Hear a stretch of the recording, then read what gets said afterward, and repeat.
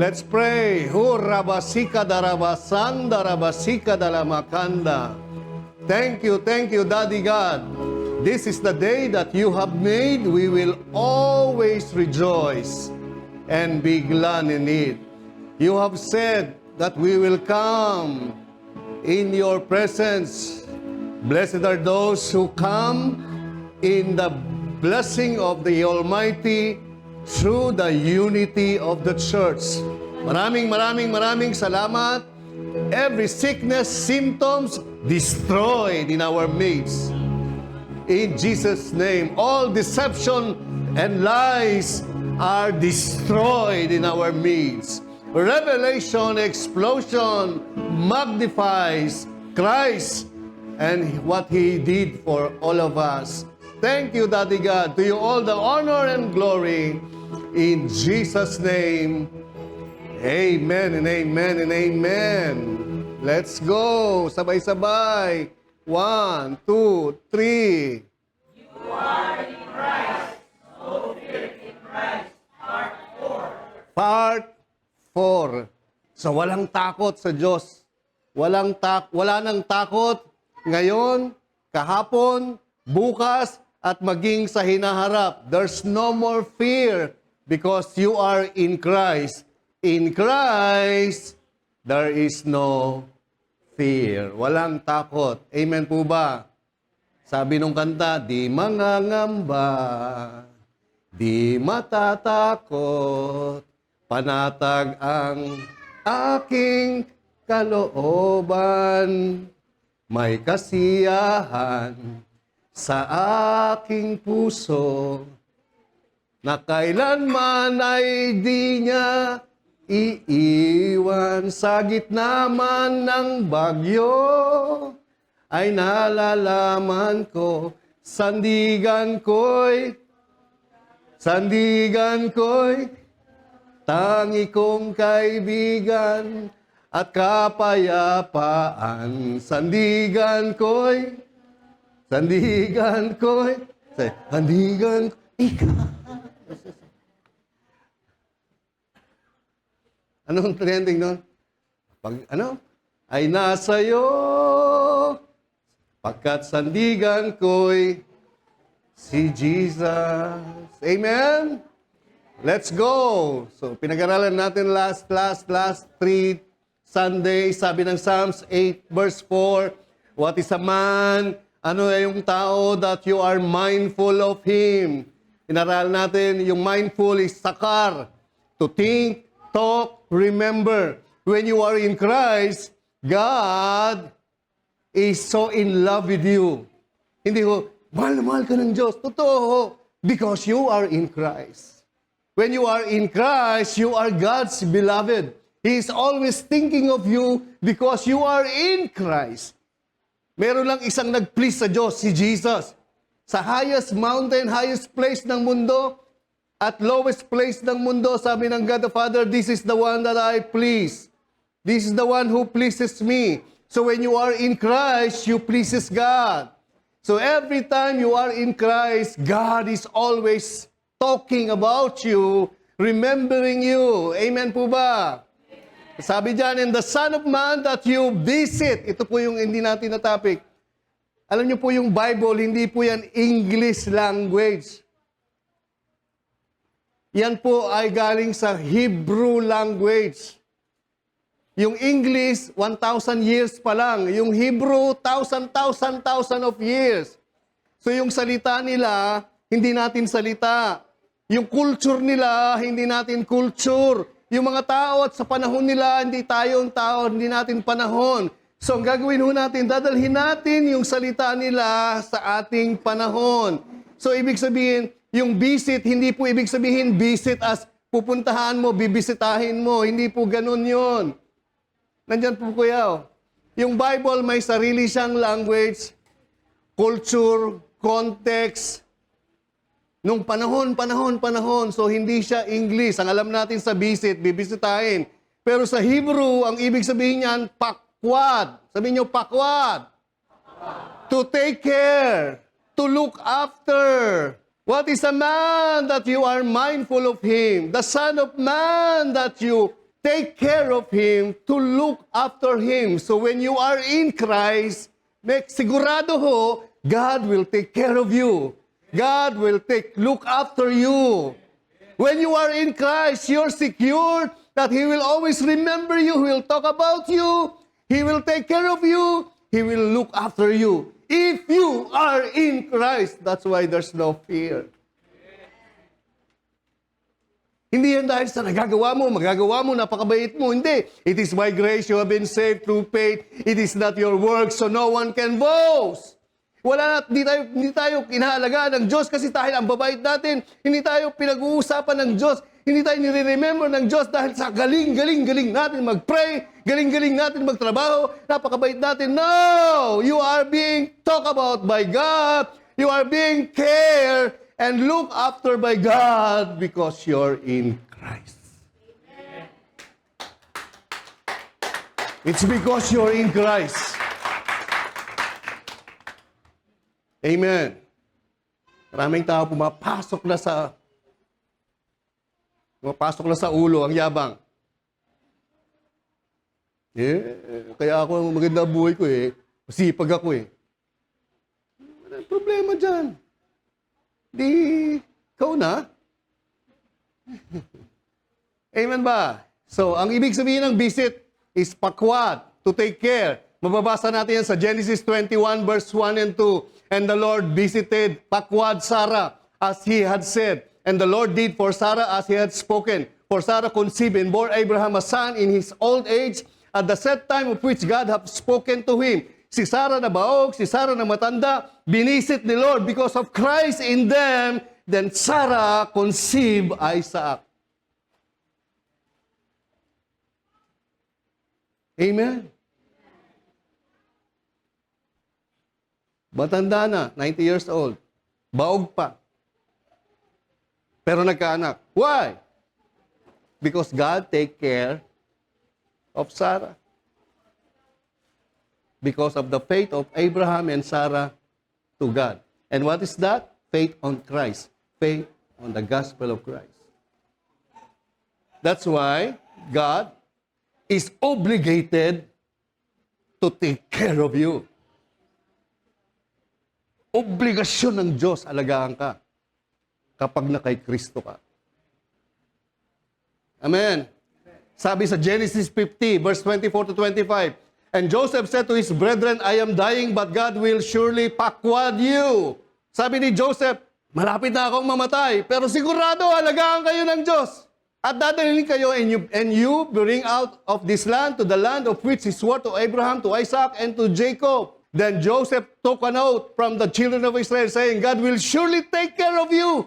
You shall carry up my bones. Naniniwala ako, alagahan kayo ng Diyos. Pag namatay ako, at pupunta na kayo doon sa pangako ng promised land na wala pa sa inyo, pero sigurado ako, dalhin niyo yung buto ko, doon niyo ilibing. Nakita ni Joseph that truly, God will take care. Amen. Mababasa niyo yan ulit sa Exodus chapter 3 verse 16. Exodus chapter 4 verse 31. Basahin lang natin. Go and gather the elders of Israel together and say to them, The Lord God of your fathers, the God of Abraham, Isaac, and Jacob, appeared to me saying, I have surely pakwad you. I will surely take care of you and seen what is done to you in Egypt. Exodus 4:31. So the people believed, and when they heard the Lord had pakwad the children of Israel, that He had looked on their affliction, then they bowed their heads and worshiped. Surely, God will take care of you. Kaya po kailangan sa isang minister to study. Wala pong excuse sa pag-aaral ng salita ng Diyos. No one is excused. So, nalaman lang natin, visited. It's either positive or negative. Pero pag tinignan nyo, through the context, ang ibig sabihin, alagaan ko kayo. Exodus 13:19, And Moses took the bones of Joseph. Ang tagal na, namatay na si Joseph. With him, for he had placed the children of Israel under solemn oath, saying, sabi ni Joseph sa atin, God will surely take care of us. Naranasan na nila Moses. Kinuha nila yung buto ni Joseph, dinala nila doon. Noon, sinasabi lang ni Joseph, bago namatay, makinig po kayo, as long you are in Christ, God will take care of you. He will take care of you. He will take, alagaan ka, alagaan ang pamilya mo, habang ang buong pamilya mo. Kaya sabi ng Acts 16:31, manampalataya kayo sa Panginoong Yesus. Kayo at buong pamilya nyo, talagang ligtas kayo, alagaan kayo ng Diyos. Amen.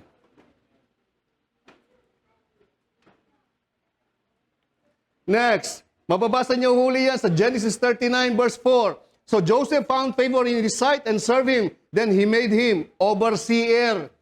Ibig sabihin, take caring, looking after. Mababasa niyo rin yan. Kita niyo pag sa English, hindi niyo na makikita. Sa Genesis 40 verse 4, and the captain of the guard charged, pakwad, take care of Joseph. Look after Joseph. Amen ba?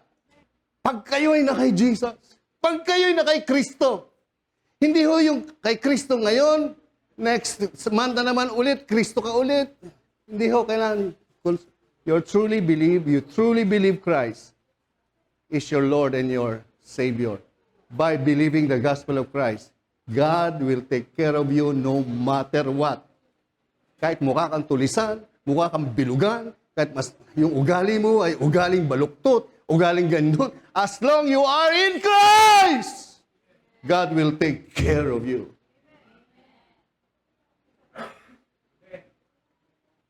Tignan niyo po ito. Exodus chapter 20 verse 4 to 5. Ito yung utos na binigay ni Moses. Huwag kayong yuyuko, huwag kayong gagawa ng mga imahen. Gawa sa kahoy, gawa sa bato. Any likeness of anything that is in heaven above, or that is in the earth beneath, or that is in the water under the earth. Huwag kayong gagawa ng mga Diyos-Diyosan. Huwag kayong luluhod sa mga imahen. Imahen ng bato, imahen ng kahoy, nakahigamang, kulay itim man yan, o anumang tawag dyan, huwag niyong gagawin. O anumang nakikita niyo sa langit, sa ilalim ng lupa, huwag. Kahit na sa ilalim ng tubig, huwag. Tapos sabi, you shall not bow down to them. Huwag kayong yuyuko, huwag niyong sasambahin niyang mga yan. O paglilingkuran yung mga yan. Ang dami, naglilingkod, di ba? For I am the Lord your God, I'm a jealous God. Hindi ho siloso ang sa atin, jealous. Ay, napakasiloso ng Diyos. Ang ibig sabihin ng siloso, hindi ko na kinuha kasi masyado kayo may love. Yung love ni Lord sa atin, i-focus ka lang. Yun lang ang ibig sabihin nun. Hindi siya silosa. Ayaw mo sa kanya, di ayaw mo. Ang ibig sabihin niya, you are the apple of God's eye as long as you are in Christ. Yun lang. Yun lang ang ibig sabihin nun. Tapos yan, you shall not bow down to them nor serve them, for I, the Lord your God, am a jealous God, visiting the iniquity of the fathers upon the children to the third and fourth generation of those who hate me. O, ang alam natin dyan, for many years. Dahil sumasamba sa Diyos-Diyosan, mga kasalanan ng mga magulang natin, sisingilin yan sa pangatlo at ikaapat ng sala ng lahi. Kaya yung lahi nyo ay may lahing masasakitin. Kaya mayroong may lahi, may baliw. Kaya sa mga henerasyon, mayroong baliw. May lahi na mayroong PWD. Yung mga, hindi po, we love PWD people. Yung may mga, ano yun? Down syndrome. Kaya bawat henerasyon may Down syndrome kasi they believe, naniniwala sila. You see? Mali yung paniniwala, naniniwala sila na ito ay sumpa sa pamilya. Generational curse. Dito po galing yan. Amen. Yung lolo may sakit sa puso. Namatay yung lolo, sakit sa puso. Yung lola may sakit sa puso. Yung anak ng isa sa mga lolo at lola namatay sa sakit sa puso. Yung anak ng mga lolo at ng lola may sakit sa puso. May anak ng lolo ng may sakit sa puso. Generational curse. Mga minanang kasalanan, minanang sakit at karamdaman. Yan po ang paniniwala natin. Tapos ang pumapatay yung Diyos. Hindi po. So, ang ibig sabihin niyan, visiting, pakwad. He will take care of the sin and iniquity of the father so that it will not cross over to the third and fourth generation. Bang! Yan ang explanation niya. Kaya Wala ho yung mga maling paniniwala. Diyan ho sa galing sa teaching na maling pagtuturo. Amen. Sisiguraduhin ng Diyos, He will take care of the sins of the fathers so that it will not flow to the third and fourth generation. So wala.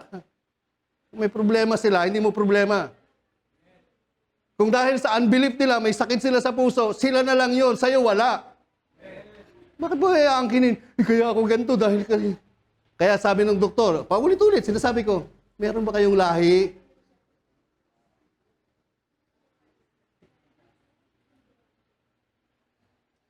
Kaya pag tinanong ko, meron ba kayong lahi? Opo, lahi kami habulin. Lahi namin, hindi lahing sakit. May lahi ba kayo? May lahi? Wala. Wala! Because you are in Christ now, you will not experience generational curse. You will not experience it. No, never. Alisin mo yan sa balintataw ng paniniwala mo. Kaya ho nangyayari yan, the devil will make you believe that you have. Then, whatever you believe, it's yours. Kaya hindi maalis-alis ang sakit. Pagkada balik sa doktor, naaalala yung, kasi may sakit na diabetes yung nanay ko namatay yun sa ano Kaya naman ako, talaga ba? Sa'yo na lang. Iyon ang paniniwala mo Kaya namatay yung nanay mo sa diabetes, mamamatay ka din dyan. Paniniwala mo Galing yan sa turo na to. Wag kayong, kasi yung mga lumabas doon sa Egypt, sumasamba sa Diyos-Diyosan.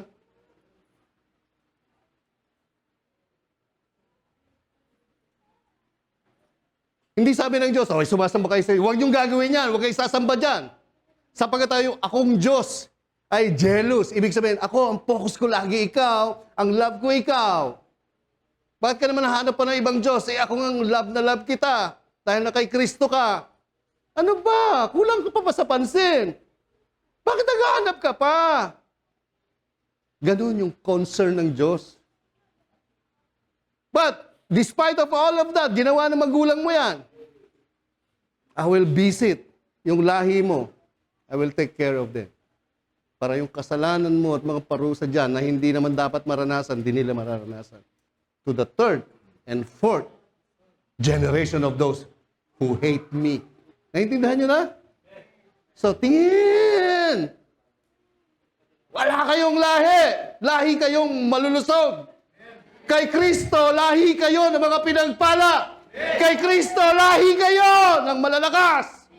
Kay Kristo, lahi kayo ng magaganda!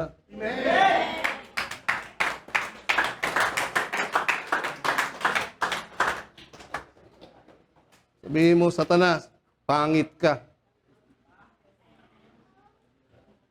Ako medyo lang.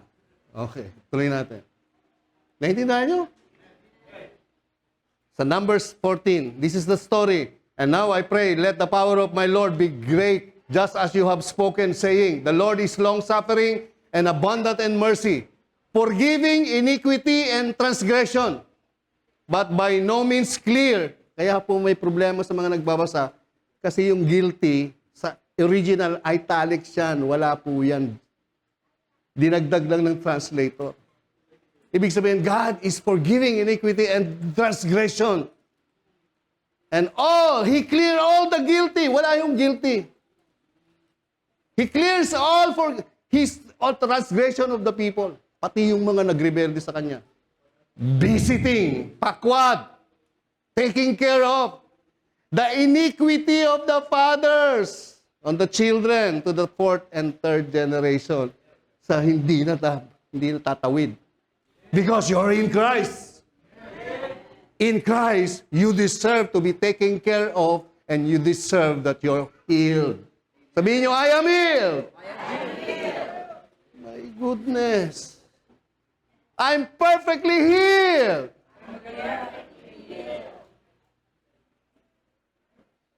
Amen. Isa na namang napakalupit na demonyo ng teaching ang natanggal sa utak natin. Kaya tuwing kayo, may sakit si mother. Kasi lahi nila yan eh. Yan, lagi na lang. Pag ikwentuhan yung pamilya, lahi kasi natin yan eh. Hala! Hala, lahi. Hanggang sa third, fourth generation, lahi-lahi. Yan ang belief system nyo eh. Satanic yon. Demonyong paniniwala yon. Ulit. It's a satanic belief.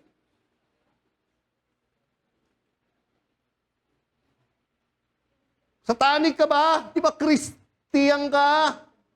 Oh, next. Pardon the iniquity of these people, I pray. Sabi ni Moses, Lord, patawarin mo naman itong mga matatanda na to.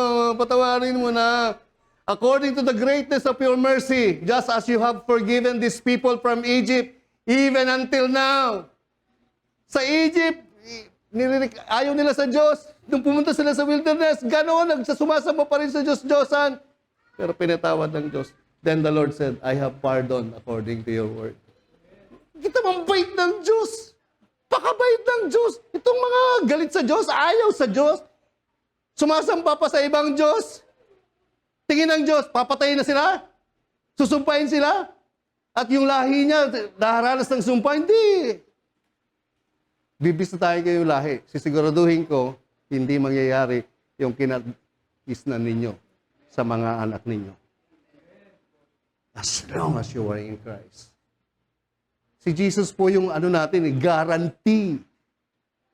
Alam niyo yun, pag bumili ka ng sasakyan, may nasira, madadaya yung ibang nang bibenta. Pag binalik mo, ay, hindi na po pwede. Hindi, kay Jesus. Guaranteed. Pag sinabing, you're healed, you're healed. Pag sinabing, you have eternal life, you have eternal life. Pag sinabing, you're blessed, guaranteed. What is the guaranteed? His death, burial, and resurrection. His life is the guarantee. Amen. But truly, as I live, sabi niya, all the earth shall be filled with the glory of the Lord. What's the context? Yung buong mundo mapupuno ng kaningningan ng Diyos. Anong kaningningan? Na yung Diyos, pinapatawad lahat ng kasalanan. Inuulit ko, ang mundo mapupuno ng kaningningan ng Diyos. Ang Diyos, pinapatawad lahat ng kasalanan. Verse 22, because all these men, itong mga taon to, who have seen my glory and the signs which I did in Egypt, in the wilderness, and have put me to the test now this 10 times, and have heeded my voice, they certainly not see the land. Tingnan niyo po, hindi nila makikita yung land. Sa panahon natin, they will not experience Christ. But as far as God is concerned in Christ, I have forgiven them. Ang bait. Pakabait ng Diyos. But if they don't believe, they will experience. Hindi nila mararanasan to. Nor shall any of those who rejected me see it. They will not see it. They will not experience it. But as far as God is concerned, pinatawad ba ng Diyos lahat? Mamaya ipapakita ko sa inyo. But they will not experience it. They will not see it. But my servant Caleb, because he has different spirit in him, has followed me fully, I will bring it to the land where he went, and his descendants shall inherit. Plus Joshua, now the Amalekites and the Canaanites and dwell in the valley. Tomorrow move out in the wilderness by the way of the Red Sea. Verse 26, and the Lord spoke to Moses and Aaron, saying, how long shall I bear with this evil congregation? Tawag nila Aaron sa mga hindi nananampalataya sa Diyos, evil. Pero sa Diyos, they pardon them. Who complained against me? I have heard the complaints which the children of Israel make against me. Sabi ng Diyos. Say to them, as I live, says the Lord, just as you have spoken in my hearing, so I will do to you. The carcasses of you who have complaints against me shall fall into this wilderness.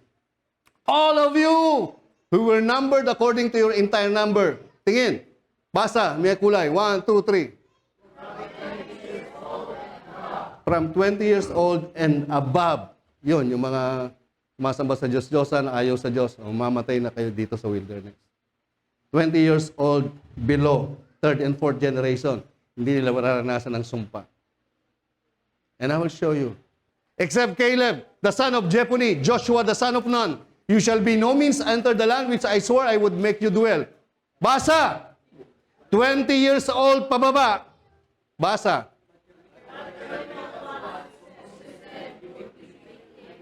I will bring in.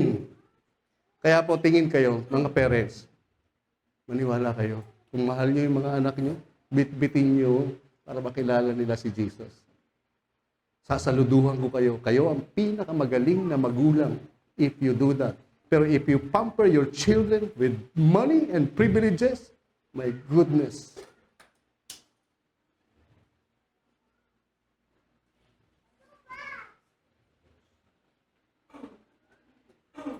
Kayo na po ang magiging pinakakawawang nanay, tatay pagdating ng panahon. Mark my word. Mark my word.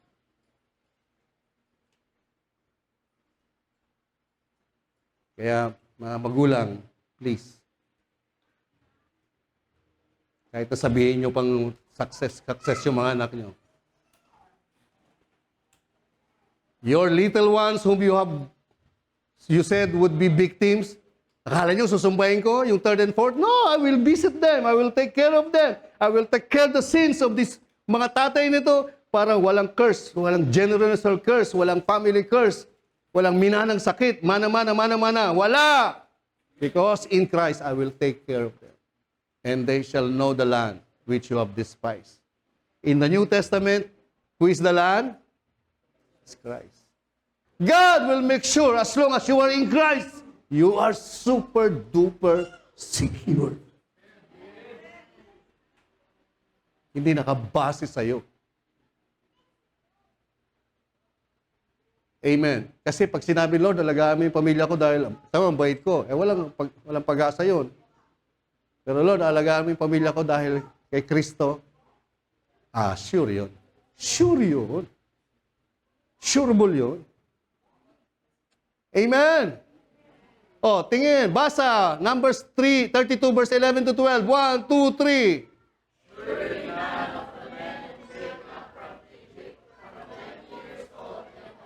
Shall see the land. They will not see the land. Tapos yung isip nyo, yung mga anak nila susumpahin, no, I will take care of the sin of the fathers, and I will take care of your sons and daughters. Amen. 20 years old and above. So, lahat ng 20 years old and above, mula kay Moses, except kasabay nila si Joshua at Caleb. Si Joshua at Caleb, lahat ng 20 years old, above, mula kay Moses, namatay lahat sa Switzerland, sa wilderness. 20 years old below, 20 years old above, si Caleb at si Joshua lang, kasama. They enter promised land. Amen ba? Nandyan po ba kayo? So if you are not in Christ, you will not see Christ. You will not experience Christ.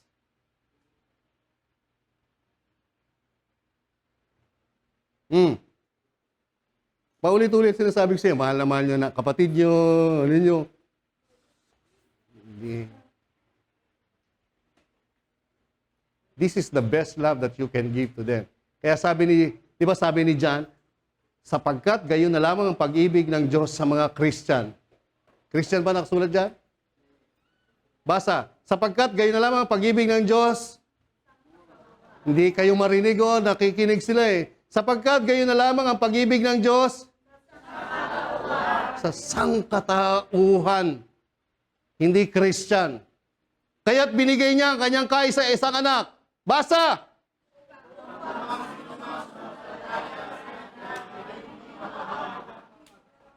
In Christ, God will take care of you. Hindi ka mapapahamak.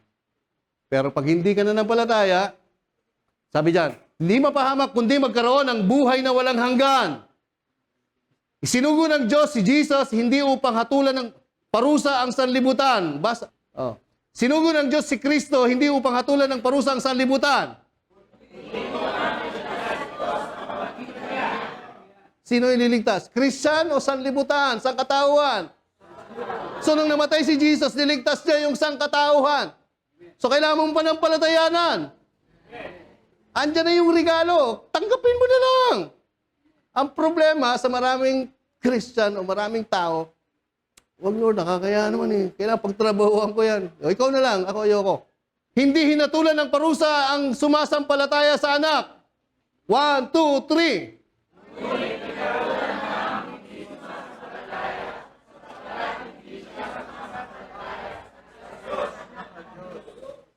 Why you experience the many problems of life? Because nobody is taking care of you. You are taking care of yourself. But if you are in Christ, He will take care of you. He will take care of you. He will take care of you. Alagaan ka ng Diyos kahit anong mangyari. Magkabangga-bangga man ang mga planeta sa mundong ito. Pumutok man ang lahat ng bulkan kung mangyayari. Magkaroon man ng earthquake, may big 1, big 2, big 3. Pero hindi mangyayari. Kung mangyari man, God will take care of you. He will take care of you. That's why there's no fear. No fear. Hey, namatay si Lord sa lahat. Kaya pinatawad lahat eh. Kaya lang, you will not see the land if you don't believe. You will not experience the land. Eh, yung iba, sige lang. Kaya nyo pa? Sige pa. Hintayin nyo pa. Alam nyo po, kung paminsan-minsan pumupunta kayo dito, in the end, kay Jesus din kayo pupunta. Nagpapa-cute-cute pa kayo eh. Nagiging acute kayo tuloy eh. Wala naman choice. Amen ba? Oh, sabi dito, ang ibig sabihin sa pamamagitan ni Kristo, ang mga tao ay binibilang ng Diyos na kaibigan. Ang ibig sabihin sa pamamagitan ni Kristo, ang mga tao ay ibinibilang ng Diyos na kaibigan, hindi yung mga pag na kay Kristo, kaibigan ka na ni Jesus. Basa, 1, 2, 3.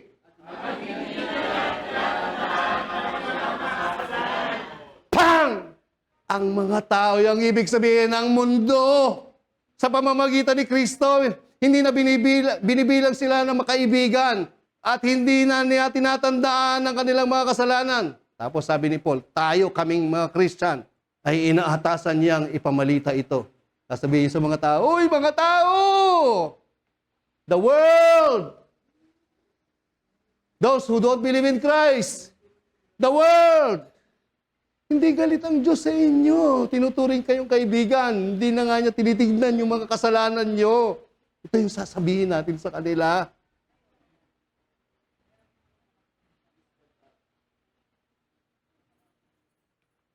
Mga anak, naiintindihan nyo?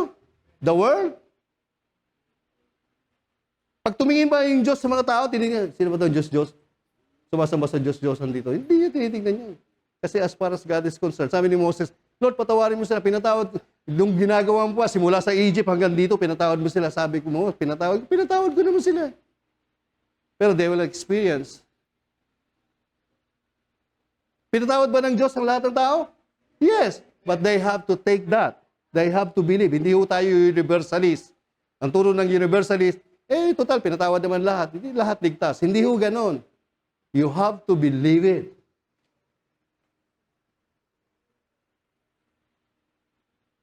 Sa pamilya nyo, kailangan yung panampalatayanan, kailangan yung tayuan, kailangan yung isabuhay, yung pananampalataya kay Kristo na yan.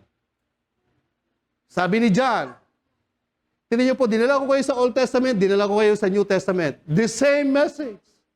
Mga anak, sinusulat ko ito sa inyo upang huwag kayong magkasala. Mga born again, mga Christian, sinusulat ko sa inyo upang huwag kayong magkasala. Ngunit kung magkasala kayo, mga born again, may tagapagtanggol tayo sa Ama. Si Kristo ang matuwid. Mga born again, pag nagkasala kayo, anong gagawin? Ikumpisal nyo. Hindi. Andoon yung kabayaran ng kasalanan natin. Nasa kanan ng Ama. In the place of authority, God is saying, you're always forgiven. Amen. Kung may sin tayo here, that's our problem. Pero as far as God is concerned, you're forgiven.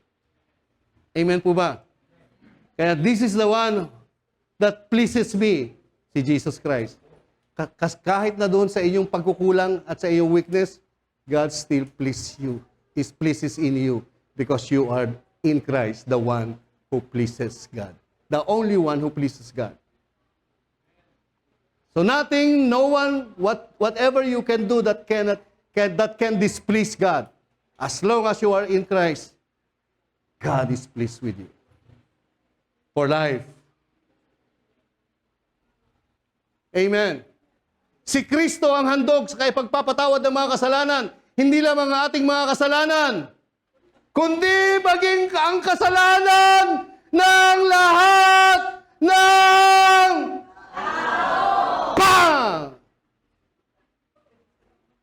lahat.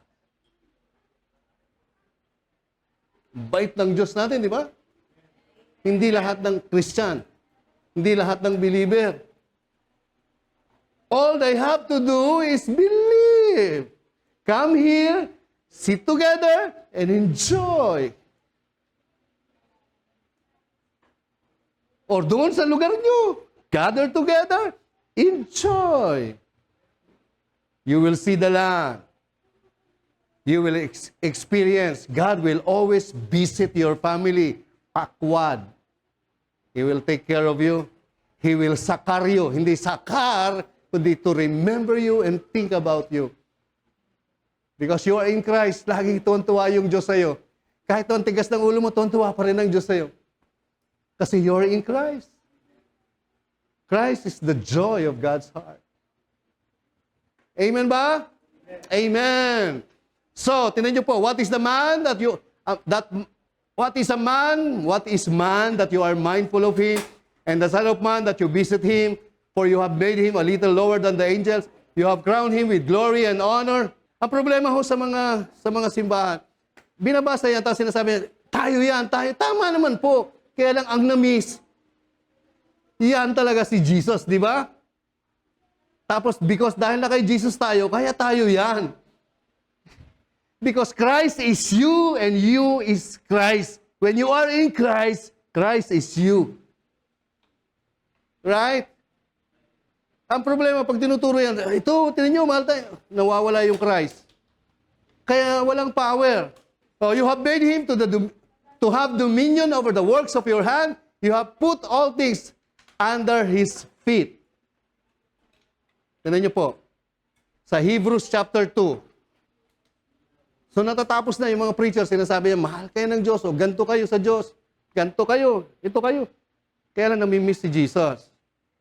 Wala akong problema sa message na, ito tayo, sobrang mahal tayo ng Diyos. Wala akong problema doon eh. Ang problema, in-skip mo, inalis mo si Jesus. Na ang totoong interpretation yun, the Bible, the Scriptures, the prophets, the Psalms, and the law of Moses, sino ang direction ng lahat? Si Jesus. Kaya yung pakwad, yung visit, is all Christ. Amen.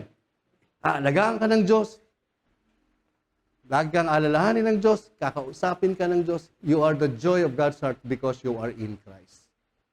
Because Jesus is the only one that makes Daddy God happy. He make Himself happy.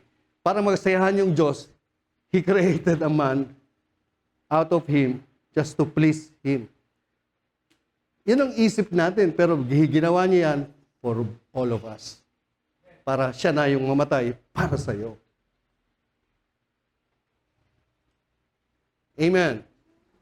In-interpret. Yung Psalms 8:4 in-interpret ng Hebrews. But one testified, may nagpapatotoo sa isang dako, anong tao upang alalahanin mo? Siya o sino ang anak ng tao upang pagmalasakitan mo siya? Verse 7, sa maikling panahon ay ginawa mo siyang mababa kaysa mga anghel. Pinatungan mo siya ng kaluwalhatian at karangalan. Pinailalim mo sa kanya ang lahat ng gawa ng iyong mga kamay. Pareho, di ba? O, tingin, verse 8. Pinasakop mo ang lahat ng bagay sa kanya, sa kanyang mga paa, sapagkat nang pinasakop ng Diyos ang lahat ng bagay sa kanya ay walang anumang bagay na hindi pinasakop sa kanya.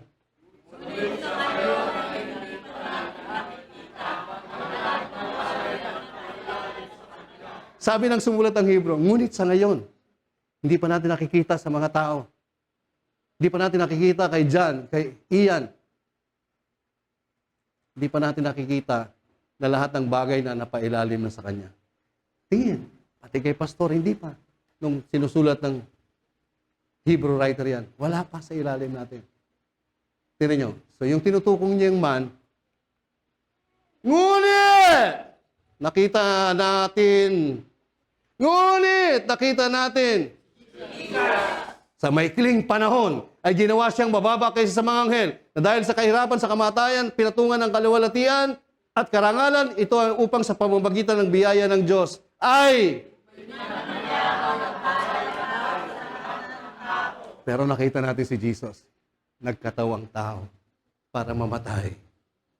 Siya yung tinuturo ng Psalms 8:4. Na niligay ang lahat sa kanyang paanan. Ang lahat ng mga bagay ay para sa Diyos at siya ang pinagmulan ng lahat ng bagay. 1, 2, 3. Nararapat na gawin niyang ganap ang mayakda ng kanilang kaligtasan sa pamamagitan ng kahirapan. So si Jesus na. What is a man? You are mindful of him. That's Christ. So if you believe in Christ, you are that man. Nilagay niya sa iyo lahat. Tingnan nyo, sapagkat siya na nagpapaging banal at ang mga pinaging banal ay kabilang sa isang sambayan.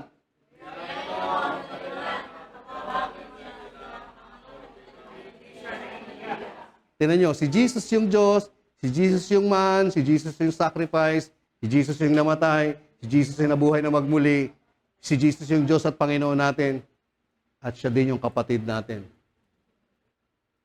Kapatid natin si Jesus. Lahat ng gustuhin natin kay Jesus, si Jesus. Kaya ang pangalan niya, tayo tinanong, anong pangalan ni Papa? Pakilala ko sa mga tao. Sabihin mo, Moses, I am what I am. Ibig sabihin, I can be what I can be. I am your God, I am your Savior, I am your brother. I am your big brother. Sinabi niya, ipapahayag ko ang pangalan mo sa aking mga kapatid. Awitan ko ang iyong papuri sa gitna ng iglesia. At muli sinabi niya, ilalalaga ko ang aking tiwala sa kanya. At muli sinabi niya, narito ako at ang mga anak na binigay niyo ng Diyos sa akin. Yamang ang mga anak ay may laman at dugo. Siya, si Jesus din naman ay nakibahagi ng ganon upang sa pamamagitan ng kamatayan ay kanyang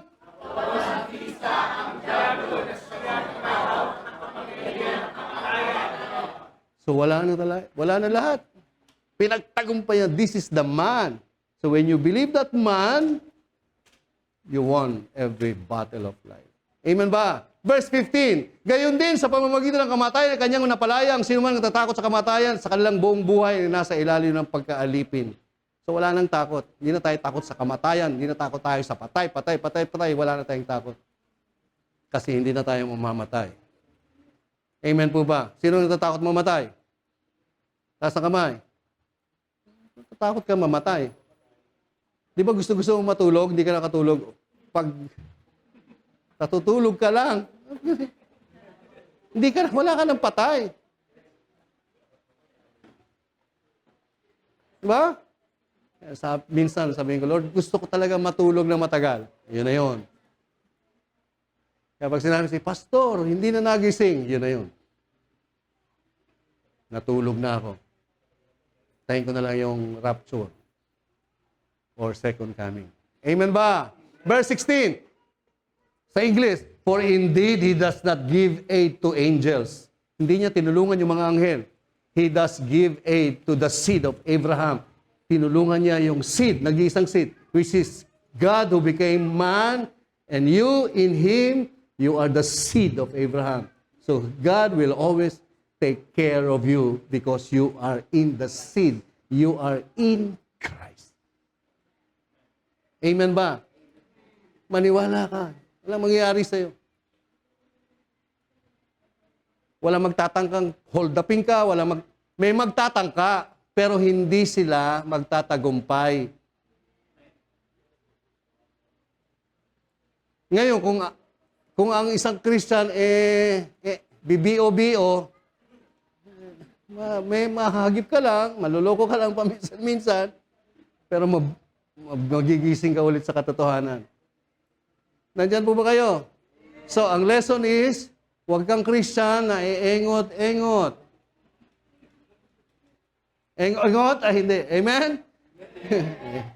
Sabi ko, huwag kang Christian, engot. Engot? Ay, amen, amen. Amen ba?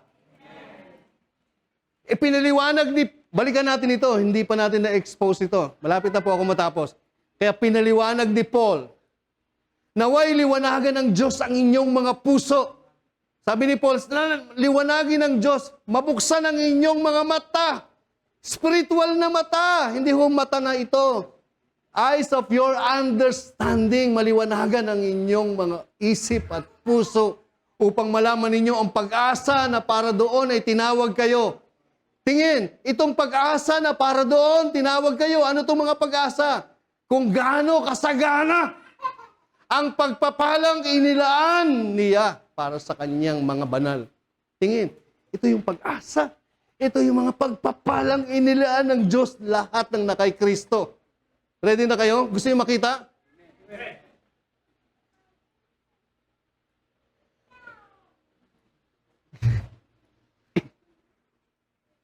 Ito. Sabi ni Paul, sana mabuksan ang mga isip nyo. Magbuksan ang mga pag-iintindi nyo. What is the exceeding greatness of His power towards us who believe, toward us, the saints? Kung ano ang di masukat niyang kapangyarihan na kumikilos sa atin na mga nananalig sa Kanya. Ang dakilang kapangyarihan yun. Tignan niyo po sa English, ganyan lang sinabi, and what is the exceeding, tingin po kayo. Tingin, greatness of His power according to the working of His mighty power. Tignan natin sa Greek. Kunin natin. Ito yung mga nasa inyo, nagagamit nyo ba to? Aware ba kayo na meron kayo nito? Exceeding, hyperbalo. This kind of power, throw over and beyond. Ito po yung power na nasa inyo, nakatira sa iyo. Kaya nilagay yung Holy Spirit dyan para lahat ng power na yan nasa iyo. Na pag tumama ito, He will hit the target and overshoot and back and forth the target. Hyperbalo. Exceeding. Tapos greatness. Alam niyo ibig sabihin ng greatness? Sa Greek, megetos. Ibig sabihin, megas, so great, laki, lakas, na nasa iyo. Of His power. Alam niyo, nung naggumagawa si SM, di ba? SM ganito, tapos SM City, SM Barangay, SM ano lang. Tapos, gumawa siya SM Mega.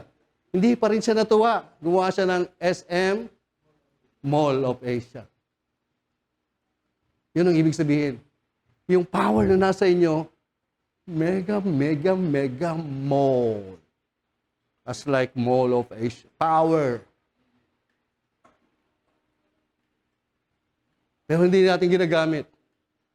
Kasi wala tayong kognisant niyan. Kaya pag may dumapot na isang simptomas, bagsak ka na. You don't know what is power inside you. Tignan niyo po. His power. Yung power dyan, dunamis. Dunamis, ang ibig sabihin, itong power na to, pag sumabog to, magbabago yung anyo ng isang bagay. Yung bundok, taniman mo ng mga dynamite. Pag sumabog yung, wala ng bundok. Itong power na to, na nasa iyo, pag merong dapat sira dyan, dahil alam mo nandyan sa iyo,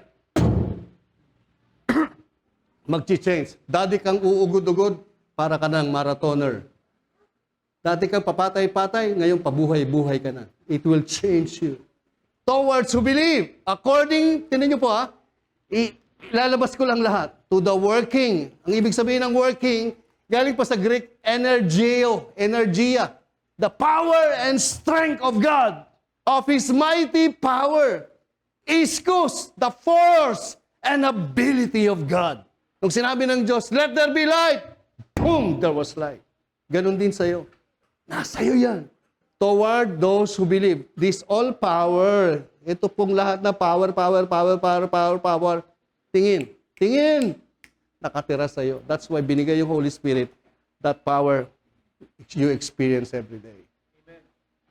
All the power of Christ. All the power of God is in the Holy Ghost. That's why the Holy Ghost lives inside you. So all that power lives inside you. Ang problema, kaya ho yan hindi ginagamit kasi hindi nyo alam. Balik sa Tagalog. Tandaan niyo yan, ha? Ang dami niyan.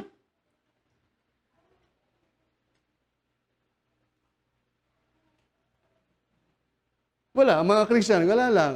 Pag may problema sa bahay, may nakikitang wala lang, tinititigan lang. Sakit, pasok. At Tagalog. At kung ano ang di masuwat niyang kapangyarihan na kumikilos, itong kapangyarihan na ito kumikilos sa mga nananalig kay Jesus.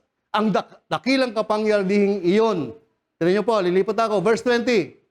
Mayroon pa pala. Power! Kratos! Sabihin niyo, Kratos! Tapos magsisimula tayo ulit, ha. Ang ibig sabihin ng Kratos, perfect, complete, created, power of God. Tingin, ganito yun. Pag sinabi mo, may sakit sa lungs, stage 4 na. Itong power na meron ka, sasabihin mo lang, I declare a recreated miracle and God will magpapalit ng bagong baga. Kratos power. Bagong puso. Naintindihan niyo po? Hindi niyo naintindihan. This power towards us who believe.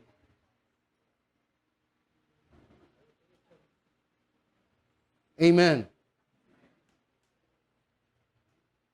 Kita niyo sila Abraham, kaya kahit na isang ordinaryong Kristiyano, pag nag-pray lang, ganito, ay, may nangyayari talaga. O parang may nangyayari talaga. Doubtful, hindi sigurado. Ngayon, alam niyo na sigurado. Because you are in Christ. You are in Christ. So all this kapangyarihan is living inside you. Via the Holy Spirit. All this kapangyarihan. So, ano yung una? Huperbalo. Yung Greek. Sabay-sabay basahin natin. 1, 2, 3. Yung una. Number 2. Number 3. Number 4. Number 5. Number 6. These powers living inside you via the Holy Spirit. Amen?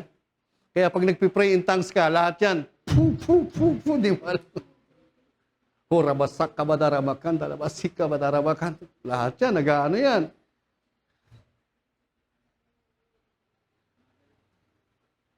Nagpa-function yan. Kung anong sa bahagi ng katawan mo na kailangan yung energy o kailangan yung kratos, nagpa-function yan. Tapos pag nag-pray ka sa may sakit, lahat magpa-function yan. Ang muling, itong power na to, lahat ng kapangyarihan ng Diyos ginamit niya na, which He worked in Christ when He raised Him from the dead. Nung binuhay ng Diyos si Kristo mula sa mga patay, lahat ng power na yon, ginamit na ng Diyos para mabuhay sa mga patay si Jesus. And seated Him at His right hand in the heavenlies. Walang places. Sa original, italics yung places. So walang place. Heavenlies in the supernatural realm. Tingin! Sa supernatural realm. Hindi natin nakikita mga demonyo. They are supernatural, but this power, they cannot overcome this. Pag ginamit natin yan against them, hindi sila mananalo. Kaya yung 6,000 demonyo na possess yung taga-gatherings, sabi ng Jesus, out. Ganun lang. Out. 6,000. That's your resurrection power if you are in Christ. Kaya wala talagang takot. Look, tingnan niyo po ito. Mula noon. Kaya, yung kapangyarihan na to, sabi doon sa English, far above, huperano, above in power. Tingnan niyo po. All principality. Ibig sabihin yung hierarchy kay Satanas at yung mga demonyong nandito pa, yung power na meron ka, they are above over them. Kaya pag sinabi mo, sakit! Anong sakit ito? Diverticulitis, malubokitis, I rebuke you. Demon of diverticulitis, malubokitis, out! Ganun lang. Dahil hindi ka naman pastor, sabi, diverticulitis, out. Ginago. Hindi ka makikiusap. Sige na, please, get out. Hindi ganun, ha? Hop, out! Hindi ganon, ha? Nandiyan po ba kayo? When you say out, out. Pag hindi mo ba 3 times a day, tirahin mo na tirahin. Hanggat hindi mo na-feel. Pag hindi mo nalasan, out! O, ganun pa rin. O, taka. Out! Pakialam ko sa'yo, out! Ganun!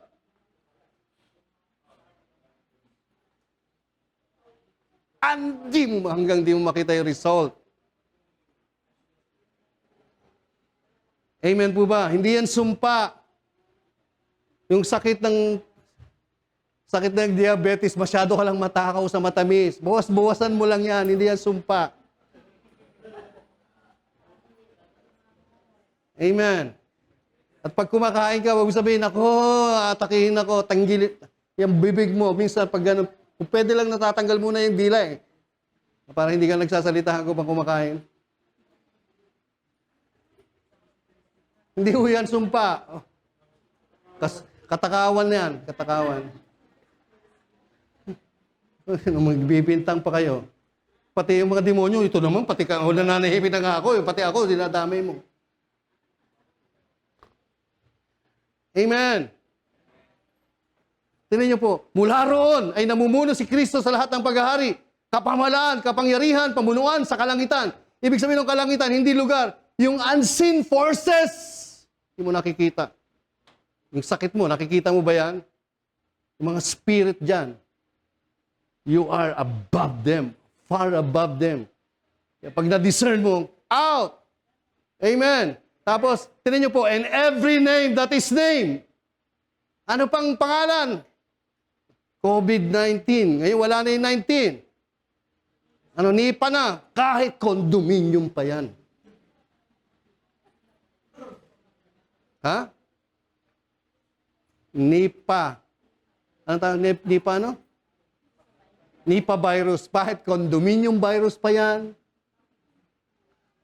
Kanya, kahit na rest house virus pa yan. Every name that is named, not only in this age, but also in year 2030, may dadating condominium virus. It's under your feet.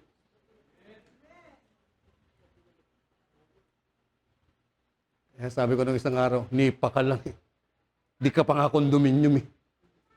Kahit na hotel, 5-star hotel virus, get out. Amen. Hey!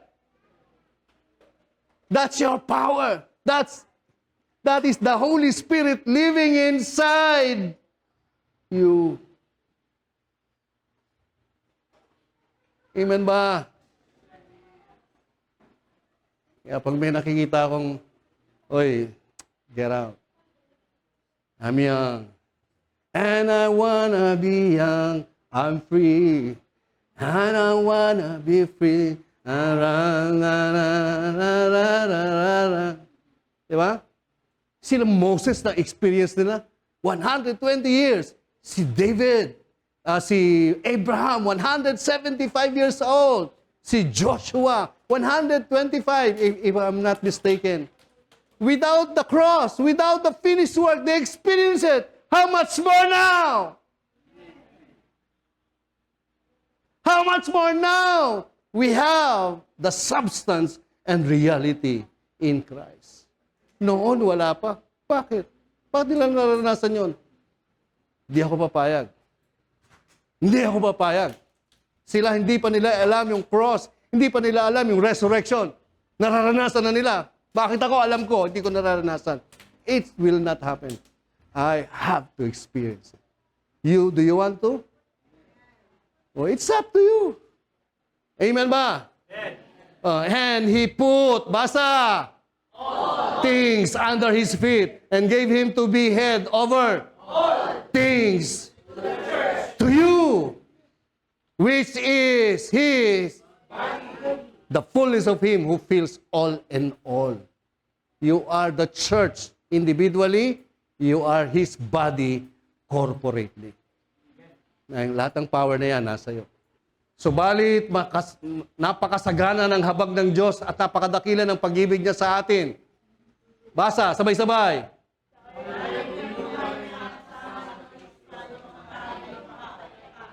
Nung tayo'y patay pa, wala pang alam-alam, nung nanampalataya tayo, nung si Jesus ay nabuhay sa mga patay, binuhay tayo.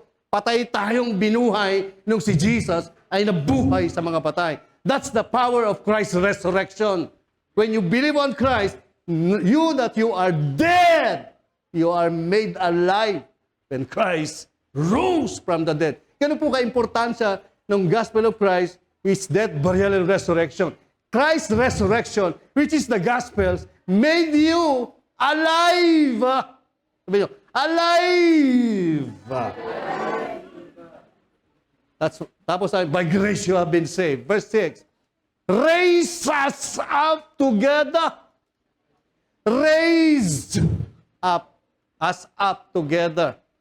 When Jesus was raised up, God made you alive, and God raise you up also. Together. And made us sit together. Basa-basa. May kulay. And.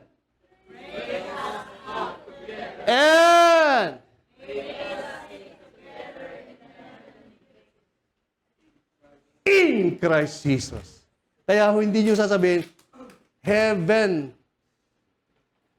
at last. Pag namatay kayo, heaven at last. No.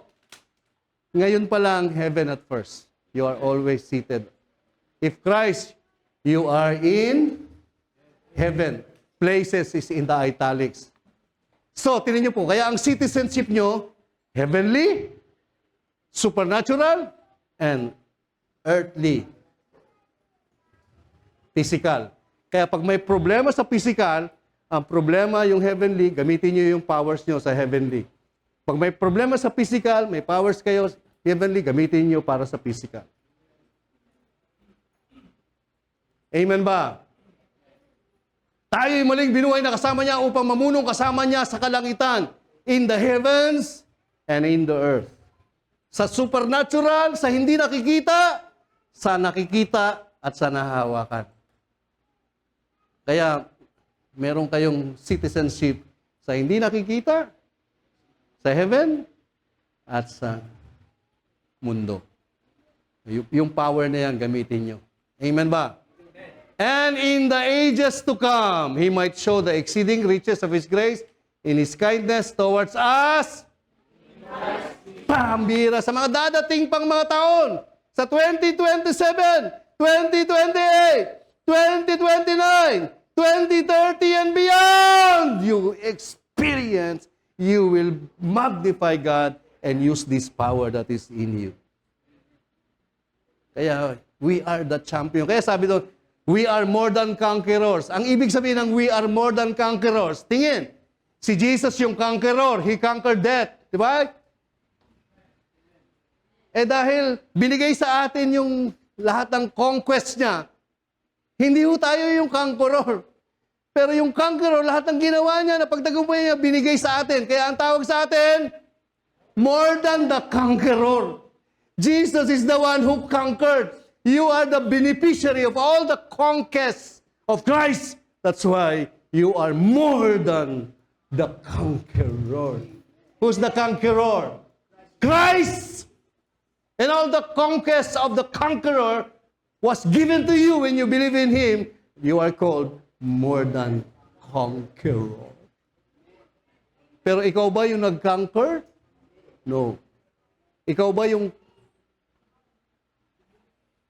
but you are more than. Amen ba? Whew! Sa Pilipay na lugar, doon sa Pilipay na yon, sa barangay na yon, sa lugar na yon, ang Diyos nila doon si Julius Caesar. Sa panahon nila, si Julius Caesar, nung panahon na yan, si Tiberius, Augustus Tiberius ang Caesar. Sa lahat ng mga lugar na sinakop ng Roma, laging sinasabi nila, yung mga Caesar o mga emperor, yun yung Diyos. Doon sa lugar na yon, tinanong ni Jesus yung mga apostol, yung mga disciple. Sino ako? Sino ako? Sino ako sa kanila? Sabi nila, kayo po si John the Baptist. Sabi nila, kayo si Jeremiah. Sabi nila, kayo si Elias.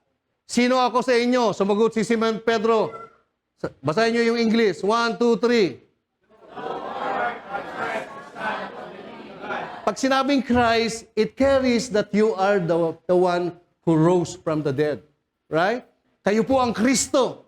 Tagapagligtas, right? Anointed one. Ang anak ng Diyos na buhay.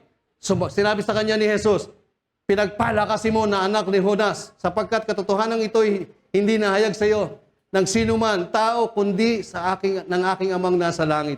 Kita nyo doon sa lugar na ang Diyos ay yung Caesar, sabi ng Diyos, sino ako sa inyo? Walang makahula.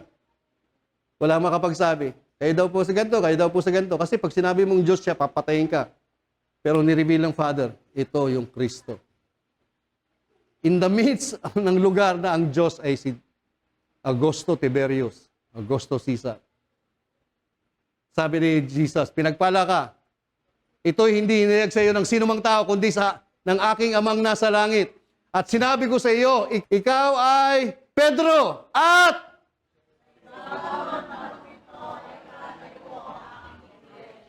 sabi dito, yung sinabi mo, ako yung Kristo, sa ibabaw ng batong yan. Ako yung Kristo, sa resurrection ni Jesus, diyan itatayo ang simbahan ng Diyos. At ang kapangyarihan ng kamatayan na hindi magtatagumpay laban sa Kanya. The gates of hell, ang ibig sabihin ng hell, tingin, Hades. Ano po yung Hades? Yung po yung namatay si Lazaro at saka yung mayaman, tinapon sila sa Hades. May dalawang lugar yon, yung Hades sa comfort ni Abraham, yung Hades kung saan init na init yung mayaman. Because of Christ's resurrection, hindi na tayo pupunta sa Hades, maging in the place of comfort kay Abraham. Because tayo na sumasampalataya kay Jesus, pag namatay tayo, to be absent in the body, you're present in the Lord. No more Hades. No more Hades. And no more Gehenna. No more. Jesus already take care of it. Kaya sabi niya, dito sa Christ is the Messiah, the Son of the living God. The gates of hell, even the devil will not prevail against it. At sinasabi ko sa inyo, ikaw ay Pedro, sa ibabaw ng batong ito, itatayo ko ang aking iglesia, kapangyarihan ng kamatayan na hindi magtatagumpay laban sa Kanya. Ang ibig sabihin ng 19, nasa inyo na lahat ng susi. Yung susi, yung sinabi ni Paul, na lahat ng power nasa iyo, gamitin mo lang. Amen? To the General Assembly and Church of the Firstborn. Kaya yung simbahan, pinanganak out of Christ's resurrection. When Christ resurrected, yung simbahan pinanganak. Yung mga nananampalataya kay Jesus, pinatawad ang kanilang mga kasalanan. Sabi ng Romans 4:25, siya ay pinapatay dahil sa ating mga kasalanan at muling upang tayo'y mapawalang sala. Sa Christ's resurrection, kung saan pinanganak yung simbahan, tayong lahat na sumasampalataya, pinanganak ang lahat ng pinawalang sala, lahat ng pinatawad when Christ resurrected from the dead. At because of His resurrection, you are seated with Him. I've given all this power. Gamitin nyo, please. Gamitin nyo. To save many people. Amen. Nandiyan po ba kayo? Hindi po sapat na Jesus, Jesus, Jesus, Jesus. Dapat alam nyo. Why? Because Jesus died and rose again from the dead.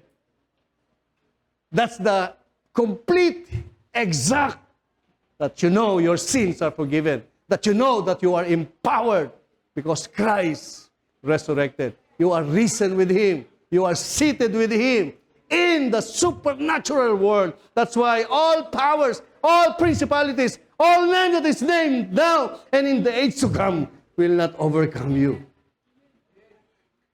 Amen. Woo, last. Tingnan niyo po. But if there's no resurrection of the dead, then Christ is not risen.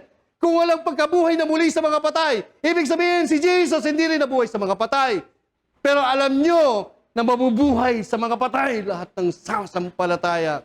Kasi si Jesus ay nabuhay sa mga patay. Sabi ng verse 14, at kung si Kristo'y hindi muling binuhay, walang kabuluhan ang aming pangangaral, walang katuturan ang inyong pananampalataya. Tingin, bakit o ganito mag-preach si pastor? Because Christ resurrected from the dead. If Christ did not resurrect from the dead, all my preaching, lahat ng kataldalan ko rito, walang katuturan. Yung pananampalataya nyo, pananampalataya ko, wala ring katuturan. Kung si Jesus ay hindi nabuhay na magmuli. Sabi ng verse 17, at kung hindi muling binuhay si Kristo, kayo, tayong lahat, basa.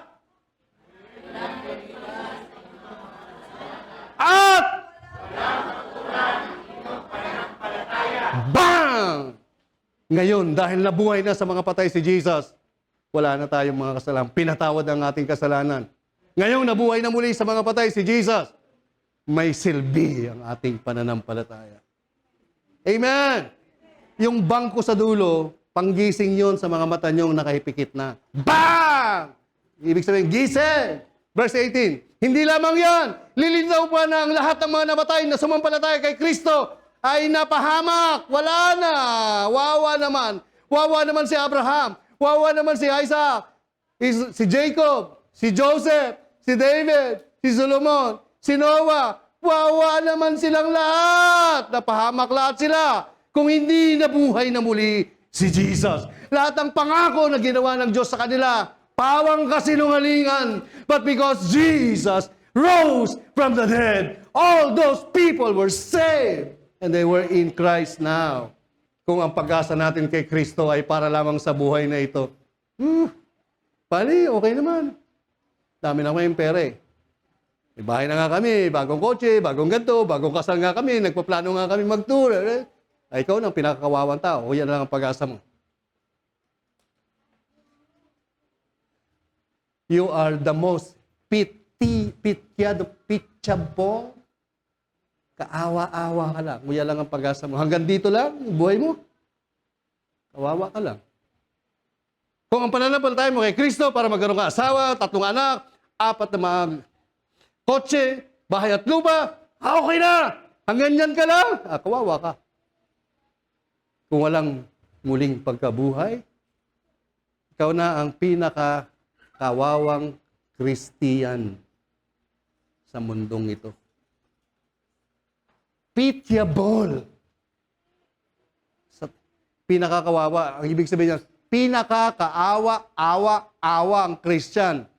Yan lang pala ang pag-asa mo. Mag-asawa, maraming pera, maraming ganito, maganda, blah, blah. Pinakakawawa kang Christian. At least nakita ko yung mga anak ko, okay na, maganda ng buhay. Pinakakawawa kang Christian. Kung yan lang ang hope mo sa mundong ito. But if your hope and you believe Christ died, buried, after 3 days rose again, you are the most envious Christian all over the world because you know your sins are forgiven and you will have eternal life and you will have a resurrected body.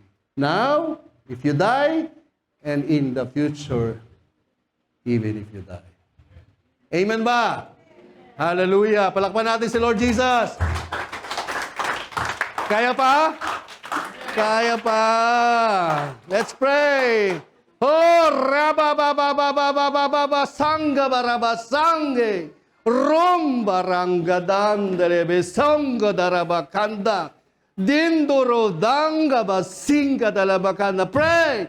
Pray! As you are praying, habang nagpipray ka, your body are being renewed. Yung iyong puso nare-renewed. Yung iyong lungs, yung iyong esophagus, yung parts of all your bodies are being healed. Even your parts of the body, I declare a kratos power to exchange and change that weak bodies, that weak parts of your bodies. Come on, pray in tongues. Kurangebe, purunggadangarang, singgideranga barabasanda. Kombrang zike, kombrang zakabadarang gezirebakanda. Pati po yung may nanonood sa live streaming na ito, pag nilagay itong reels na to and you are exactly listening to this prayer, ikaw po na merong tubo na sa baga, ikaw na merong tubo na sa iyong puso, I declare a creative miracle in your life. God will give you a new heart. God will give you a new lungs. God will give you a new kidneys by the Kratos recreative miracle I declare to you. In Jesus' name, have it in your body. Tanggapin mo, i-claim mo, it is done. By virtue of Christ's resurrection, I declare all of you and all your families, as they decide, they will decide that they will believe in Christ. God promised, in Christ, I will remember you. I will talk about you in Christ. I will backward visit you. I will take care of you. I will take care of your family. Regardless of who you are, it's all because of what Christ did for you and your family. This I declare, in Jesus' name, ang lahat ay magsabi ng Amen and Amen and Amen.